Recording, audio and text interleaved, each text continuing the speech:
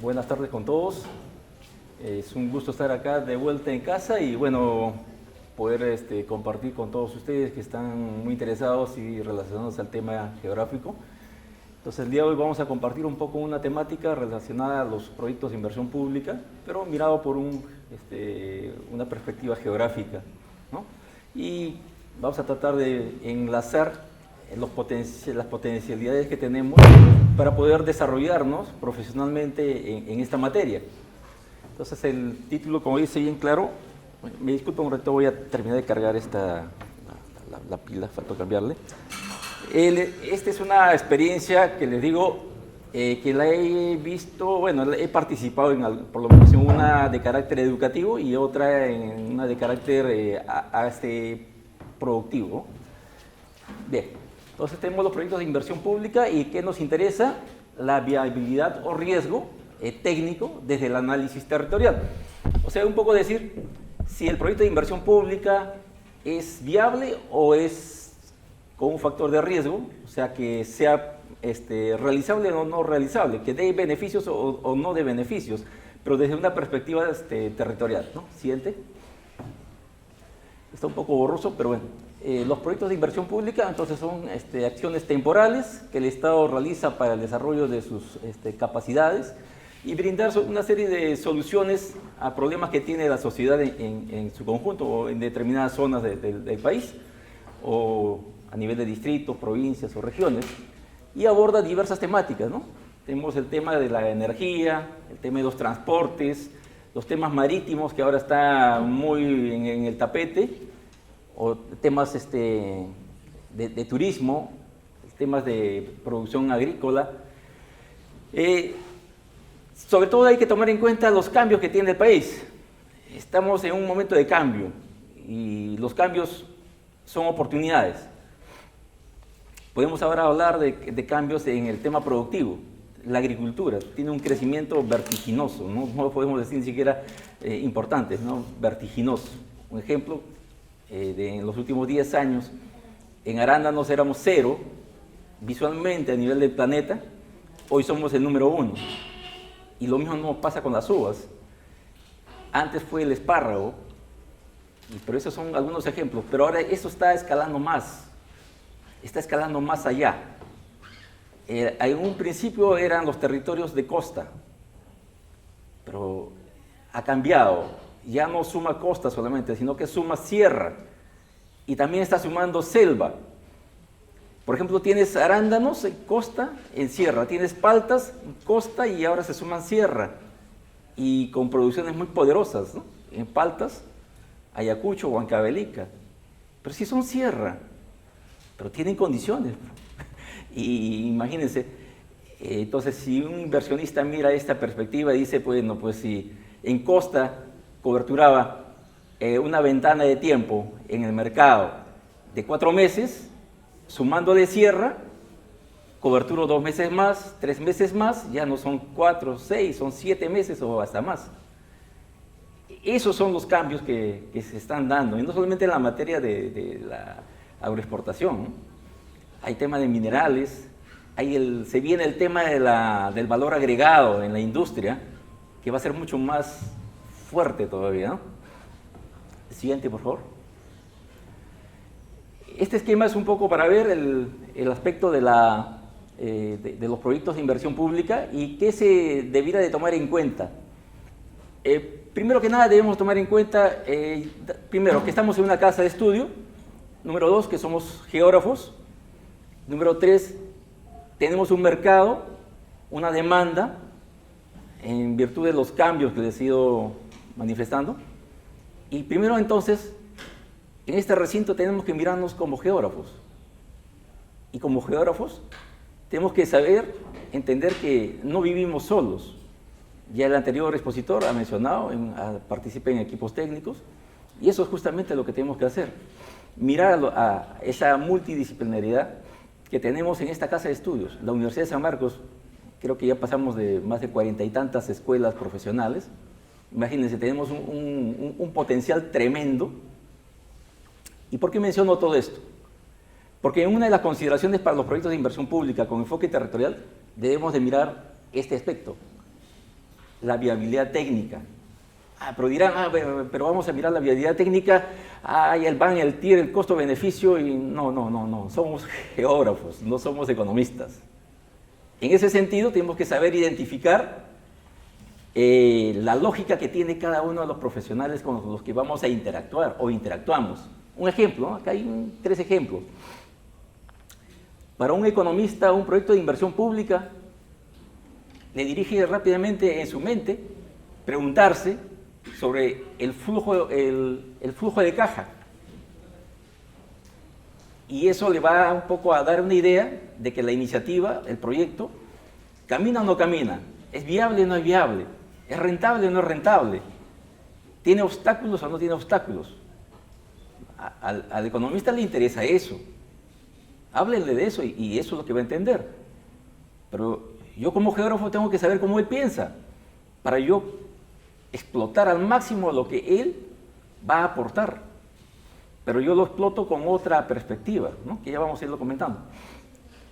Por ejemplo, se tiene un médico y él va a ver la infraestructura y la capacidad técnica de atención a los pacientes, a la población que está enferma. Pero él no mira tanto el tema de la distribución de los pacientes, la distribución espacial de los pacientes. No mira tanto la distribución espacial de la calidad de los servicios médicos. Si mirase eso, seguramente que acaba con un estrés psicológico fuerte, ¿no? Y no haría bien su trabajo. Entonces no se le puede decir que no hace bien su trabajo, lo hace muy bien, pero no tiene un enfoque territorial. Para eso está el geógrafo. Un agrónomo. Tenemos que saber cómo piensa un agrónomo. Háblenle a un agrónomo y él te va a hablar del suelo, la tierra, el cultivo, hasta el mercado. Y te va a hablar seguramente hasta de cadenas de valor, ¿no? Cadenas de valor agroproductivo. Y de repente un poco está emplazado en costa, sierra, en selva, en una cuenca, etc. Pero hasta ahí llega. En cambio, el geógrafo va a hacer una mirada territorial y solamente para poner un pequeño ejemplo nada más. El geógrafo va a mirar el tema de la densidad. Ustedes dirán, pero ¿qué tiene que ver la densidad? La densidad se aplica a todas las materias, a todo. Todo lo que sucede en la Tierra tiene densidad. Hasta los recursos naturales tienen densidad. Si hablamos de uranio, oro, cobre, hierro, hay densidad, pues. O sea, cuanta más densidad de esos yacimientos, pues nos va a dar la abundancia, ¿no? A menor densidad nos va a dar, pues, una falta de ese recurso. Y si eso se da a nivel de planeta, ya son otros fenómenos que suceden. Ustedes saben que por las leyes de la economía, a mayor oferta, los precios bajan, a menor oferta, los precios aumentan. Pero eso les pongo en manifiesto para que ustedes puedan ver que la geografía tiene que saber adaptarse a las circunstancias, a los momentos, a las condiciones del territorio, de sus recursos. Y en función de eso, ejercer tu enfoque de geógrafo. El geógrafo, por esencia, es un ente de investigación. No es tanto un ente, un profesional fundamentalmente técnico, es de investigación. Y todo lo que les vengo diciendo exige investigación, porque son condiciones nuevas. Este aumento del arándano, de la uva, que se viene el cobre, que se viene el tema del hierro, que se viene el tema del uranio, que tenemos el litio, tenemos las paltas, tenemos la función del megapuerto. Ya no va a ser un megapuerto, no van a ser 2, está proyectado por lo menos unos 5, tipo Chancay, 5. ¿Qué hacemos? Está escrito eso en los libros. Voy y le pregunto a alguien que me dé luces sobre eso. Va a desarrollarse de acuerdo a las dinámicas sociales, económicas y políticas. De eso no hay nada escrito, eso es investigación. Es, como dice, harto pan por rebanar. ¿Y quién va a rebanar ese pan en conocimiento? Pues el geógrafo, porque todos esos fenómenos tienen incidencia en el territorio. En consecuencia, el geógrafo es un ente llamado a hacer investigación netamente. Su rol fundamental es la investigación. Y hay harto por investigar, harto.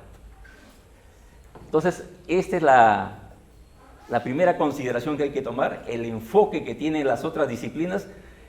Y ustedes pueden hacer inclusive algunos ejercicios. Están aquí en el campus universitario, más de 40 y tantas escuelas, y seguramente son amigos. Pues acérquense y de repente hasta tienen una libreta de apuntes y le preguntan ¿y cuál es la lógica de entendimiento que tienen ellos respecto a la función de su carrera, de su profesión. Nosotros miramos el flujo de caja, dirá de repente un economista, ¿no? O uno de industriales.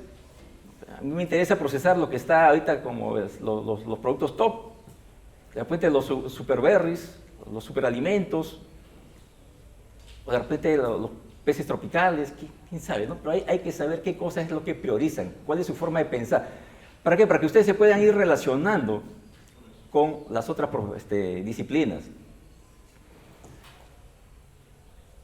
En cuanto a, por ejemplo, el riesgo técnico,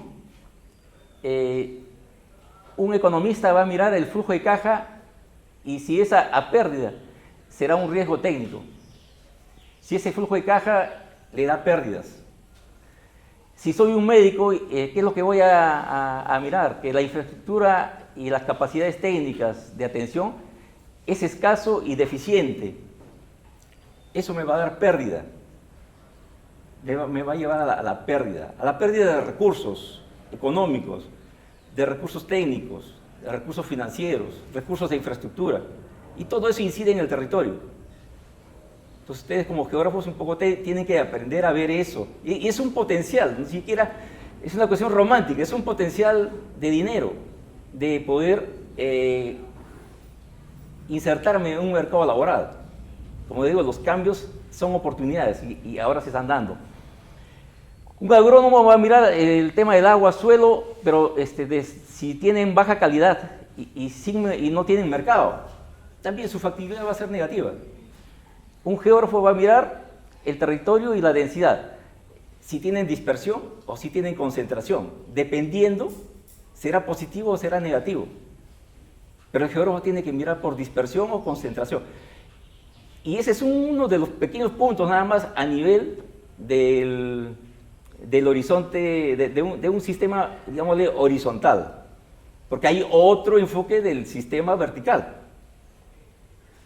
Por ejemplo, en el tema vertical se ve bastante en el tema del café, en donde se tiene que hacer la migración de la matriz productiva del café.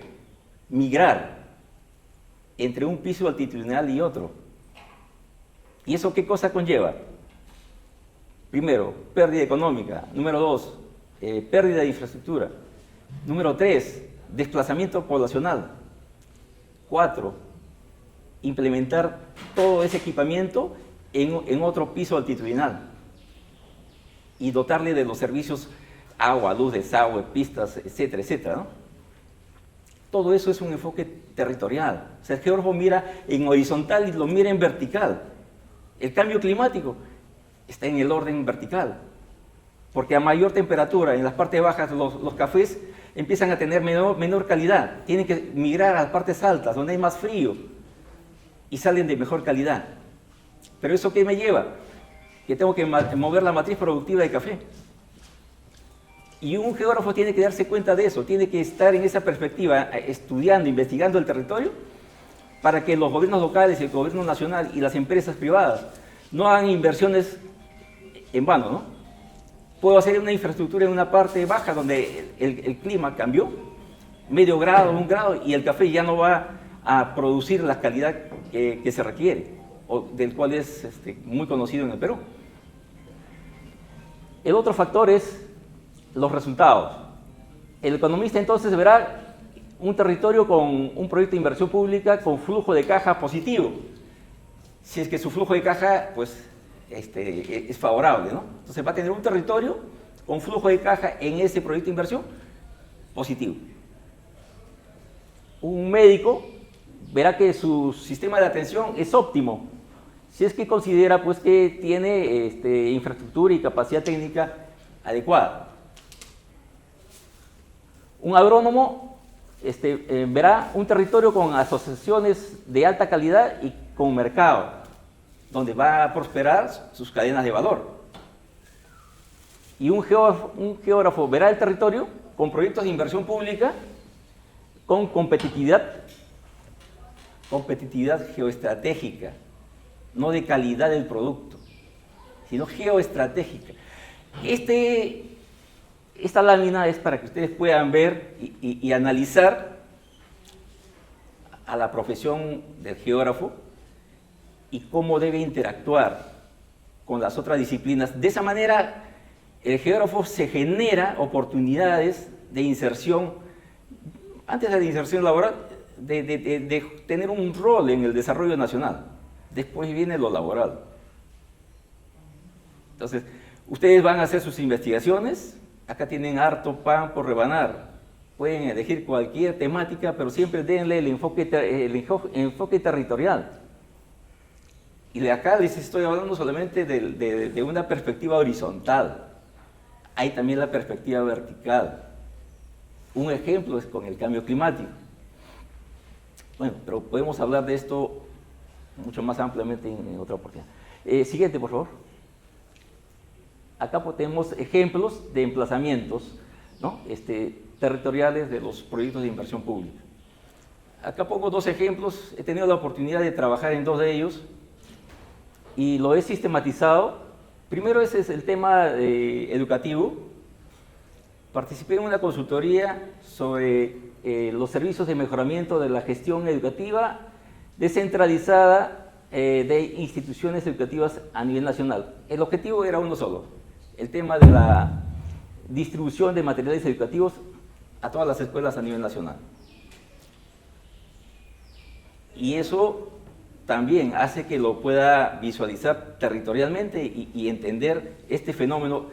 ¿Va bien? ¿Va mal? ¿Cuáles son nuestras capacidades? ¿Qué es lo que deberíamos de sanear primero o fortalecer para que esta entrega de materiales llegue pues correctamente, ¿no? Lo ideal es que tenga materiales educativos, lo ideal es que empiece un año escolar, un mes de marzo, termine en diciembre, y la realidad es que los materiales empiezan a salir pues, en marzo, a junio, no van ni al 50%, julio, y a diciembre están recién terminando de entregar los materiales, porque no consideran determinados elementos, o sea, no consideran su capacidad de implementación, y eso es geográfico, todo eso es geográfico. Por eso les digo, hay harto que investigar, y esto nos genera nuestra propia fuente de trabajo. Por ejemplo, acá tenía, este es el departamento de Puno, no está muy visible, pero acá tenemos escuelas. No he puesto todas las escuelas, solamente unas que otras, pero para que tengan una noción de que ahí hay escuelas en amarillo. Y acá las capacidades, como por ejemplo, el tiempo de entrega de los materiales educativos, los operadores para la entrega de materiales, las cantidades de entregas. Miren, es un pequeño ejemplo, esos 3 puntos, y los 3 tienen una visualización territorial, y eso me lleva a investigar, por ejemplo, el tiempo de entrega. Para investigar el tiempo de entrega, tengo que ver mi red de carreteras, asfaltadas, no asfaltadas, si son fluviales, si son aéreas, y qué tiempo se demora uno de llegar de un sitio a otro, ¿no? Donde estén esperando ese material educativo. Otra es ver cuántos operadores es que tengo. Y de ahí me sale la densidad necesaria de operadores para cubrir un territorio. ¿Se da cuenta? Todo es territorio, todo se manifiesta en el territorio. Nuestros profesores desde el inicio creo que se han cansado de decirnos que todo lo que se puede mapear es geografía. Todo lo que se puede representar en el territorio es geográfico. Y tenían toda la razón. Acá hay pequeños ejemplos, y eso es lo que trato de resaltar, ¿no? Por ejemplo, la cantidad de entregas también tiene un componente territorial. En el siguiente cuadro, vamos al gráfico. No, este anterior, el anterior. Ahí todo lo que está en verde son las escuelas. Pues no es muy notorio desde acá, pero acá está resaltado en verdes. Es una densidad tremenda en el departamento de Puno. Acá lo que queremos es territorios con entrega de materiales educativos fuera de tiempo, ¿no? Es la realidad. ¿Quién no sabe que los materiales educativos muchas veces terminan siendo entregados pues, a fin de año? Y dígame, si eso sucede, ¿se cumple el plan educativo? No se cumple. Es cierto, se perjudican los alumnos, las personas, pero también se perjudica el territorio. ¿Por qué? Porque ese territorio tiene un capital humano que no está adecuadamente preparado, por muchas causas, ¿no? Y ustedes están viendo, un parámetro territorial incide en que la población y el territorio pues, progresen en este aspecto de las capacidades educativas. O por ejemplo que haya un territorio con débil cumplimiento del plan educativo. Obviamente si no tienen el 50% de los libros o cuadernos, no puedo cumplir el plan educativo. O tenemos también un territorio con pérdida económica. No distribuir esos materiales educativos, obviamente me generan pérdidas económicas, no solo a las instituciones, al propio territorio. Como les digo, la consecuencia, no entregan los materiales a tiempo, los estudiantes no se preparan adecuadamente, y así es repetitivamente. Terminan el 5º año de secundaria, salen alumnos obviamente con menor calidad educativa. Seguido eso, este capital de alumnos con baja calidad educativa se vuelve fuerza laboral, pero de nivel intermedio abajo, porque no está debidamente preparado. Y la incidencia no es económica, pero si cuando visualizamos los temas territoriales nos podemos dar cuenta. Por ejemplo, tendríamos que recomendar que haya suficientes operadores de distribución de materiales educativos.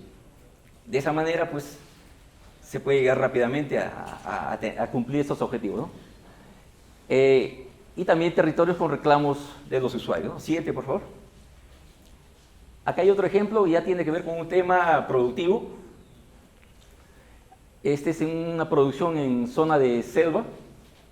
Y acá el objetivo era promover que familias pobres sean autosostenibles económica y alimentariamente. ¿Y qué hacen por lo general los programas productivos del Estado? No consideran geográficamente las condiciones necesarias para esa actividad productiva. Ustedes saben ahora, las comunicaciones son fundamentales. No puedo hacer negocio si no tengo comunicación.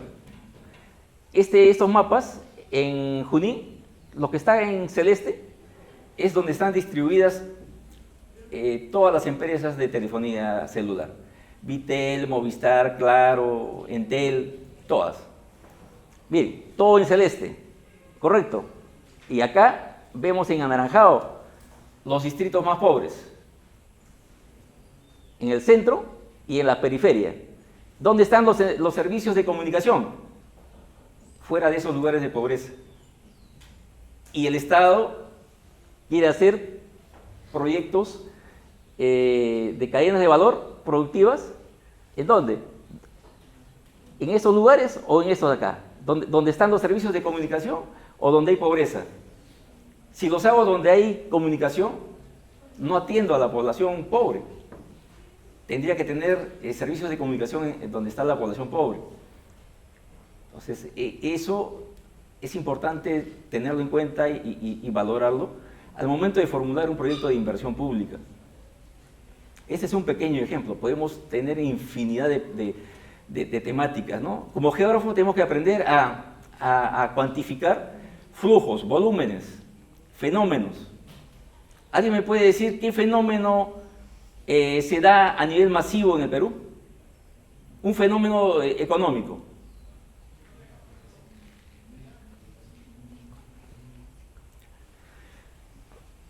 Por ejemplo, el negocio de los pollos. Todo el país consume pollos, pero eso tiene que tener un asidero pues, con los sistemas de comunicaciones, carreteras, ¿no? Sistemas de electrificación para el tema de guardado en frío, etc. Y así vamos a encontrar muchos otros fenómenos. O sea, hay bastante sobre lo que como geógrafos podemos abordar. Lo que necesitamos es investigación. Y qué bien que si de acá salen temas de investigación, háganlo considerando esto, ¿no? Los consumos masivos que hay. Es donde primero tengo que ver, porque ahí está mi oportunidad de desarrollo como profesional. Ahí puedo aportar. El siguiente, por favor. Bueno, el tema de la dispersión o la concentración depende de un territorio. Les ponía el ejemplo, en Selva se tenía un proyecto de cadenas productivas y estaba implementado entre comunidades totalmente distantes, alejadas unas de otras. Y no podía cumplir los roles de una cadena productiva. No tenía cadena de frío, no tenía suficiente producción, no tenía un tiempo digamos, óptimo de comunicación real, así física, y otros más, ¿no? Entonces, el proyecto solito se iba diluyendo, ¿no? Ese es un ejemplo de dispersión. Y concentración, pues si tenemos, por ejemplo, en una zona urbana, en una manzana, 10 pollerías, y en otras, a 10 kilómetros, tenemos pues solamente 2 pollerías, ¿dónde va a ser más eficiente, digamos, la distribución de los pollos? Obviamente el más eficiente se va a volver donde hay mayor concentración. ¿Por qué? Porque vas a fletar un camión, no una moto, no una camioneta, vas a llevar volúmenes. Lo mismo que nos va a pasar con Chancay. Es el trabajo por escala. Siguiente, por favor. Siguiente. Bueno, acá tengo otros elementos más, sobre los que les voy a comentar, pero en geografía tenemos que aprender a visualizar el territorio. Yo siempre digo, el territorio es dinámico, tiene vida. Si hemos visto que el tema de la dispersión y concentración de determinados fenómenos en el territorio son importantes, pues también hay que considerar el otro aspecto, que son los relacionamientos entre territorios. Uno de ellos es, por ejemplo, el tema de la disponibilidad de recursos. Un recurso no está en el aire, no está en el limbo, está en un espacio en concreto. Y ese territorio que alberga ese recurso se va a relacionar con otro territorio que seguramente demanda el uso de ese recurso. Y se van a desarrollar una serie de interrelaciones entre territorios. Como por ejemplo el tema de la accesibilidad, que no necesariamente accesibilidad tiene que ser una carretera o un aeropuerto. Puede ser un convenio, puede ser un tratado, puede ser un contrato, una ley. Esa es la accesibilidad. El otro es el tema de la complementariedad, cómo entre territorios se complementan. Y el último, es cómo los territorios son recíprocos, tienen reciprocidad unos con otros. Les menciono esto porque lo vengo investigando hace bastantes años. ¿Y qué pasa este año 2024? Estos conceptos de disponibilidad de recursos, sobre todo el tema de complementariedad y reciprocidad, lo vengo escuchando en este 2024 por el tema del puerto de Chancay, y que viene desde Chile estos aportes. Por ejemplo, tienen a sus gobernantes que hablan con estos conceptos, o se preguntan, ¿y cuál es la complementariedad entre Chancay y nosotros, con los chilenos, con sus puertos? Bueno, es elemental, ¿no? Si no, no lo quieren reconocer. La complementariedad viene a estar dado por el tema del cabotaje. Y bueno, son temas bastante delicados, importantes, y inmediatamente tratan de manifestar que este sistema de cabotaje les causa un perjuicio económico, cosa falsa, ¿no? Al 100%. Permanentemente Chile y todos los países de Sudamérica viajan hasta los Estados Unidos y México, Long Beach y Manzanillo, para poder llevar su carga, y de ahí se van al Asia. Imagínense semejante viaje, pasan por Perú, por Ecuador, por Colombia, por Venezuela, llegan a Estados Unidos y de ahí recién se embarcan. ¿Cuánto han gastado? Harto dinero y tiempo. Entonces, la complementariedad se da que el cabotaje es hacia Chancay y eso genera oportunidades de desarrollo, genera pues una mejor economía, una mejor rentabilidad para todas las actividades, ¿no? Sociales, productivas, etc. Bueno, he querido un poco matizarles estos parámetros geográficos orientados a los proyectos de inversión pública. ¿Qué cosas hay que tener en cuenta? ¿Dónde tenemos harto capital? Y que lo tengamos siempre en cuenta para que nuestro trabajo sea, aparte de fructífero, sea mucho más económico. Brevemente, trabajo 2 planes de desarrollo concertado, en La Victoria y en Puente Piedra. Pero en La Victoria hago análisis territorial con el conjunto de participantes y les pongo las fronteras del distrito. Hay un programa de inteligencia artificial en Google que les ayuda a hacer la visualización de servicios básicos a 15 minutos de distancia a pie. Y los puedes poner en el lugar que tú quieras y te van a salir los servicios. Entonces hago el ejercicio y lo pongo en los vórtices de frontera, entre La Victoria y Lima Cercado, La Victoria y San Borja, San Luis. Y ahí aparecen servicios básicos que están en territorios que no son de La Victoria. Y les digo, tienen que pensar en el desarrollo, pero del dinero que significa de los servicios que están fuera de tu distrito. Esa plata no te cuesta, ese dinero no te cuesta un centavo, ya la tienes ganada. Solamente tienes que preocuparte de la inversión dentro de tu territorio. O sea, territorialmente, hacerles ver a los usuarios la importancia de este tipo de análisis. Y se dan cuenta, pues claro, esta es la línea de frontera, arriba y abajo, pasando esa línea, encuentro actividades comerciales, por ejemplo, bodegas, mercados, parques, escuelas, etc. Entonces, ¿en dónde no me cuesta dinero ese tipo de servicios? Los que están fuera de mi frontera, obviamente, y los que están dentro de mi frontera sí me cuestan dinero. Pero de ese 100% ya tengo ganado el 50%. Y es porque le aplico el enfoque territorial y ayudado por la inteligencia artificial que me hace el análisis en tiempo real. Entonces ustedes como geógrafos tienen bastantes, digamos, posibilidades, ¿no? Y recursos para poder maximizar la profesión del geógrafo y poder posicionarse en el mercado. Como les digo, posicionarse va a ser vía el tema de investigación, porque como el tema de Chancay, el tema de arándanos, el tema de paltas, etc., esa realidad así lo demanda. Y hay otras demandas más todavía, ya no hablando de Perú, ya hablando a nivel de continente. Las demandas son fuertísimas y tenemos que estar preparados para eso, pero tenemos que empezar a mirar la realidad desde la perspectiva territorial. De repente pareciera que yo voy machacando el tema territorial, ¿no?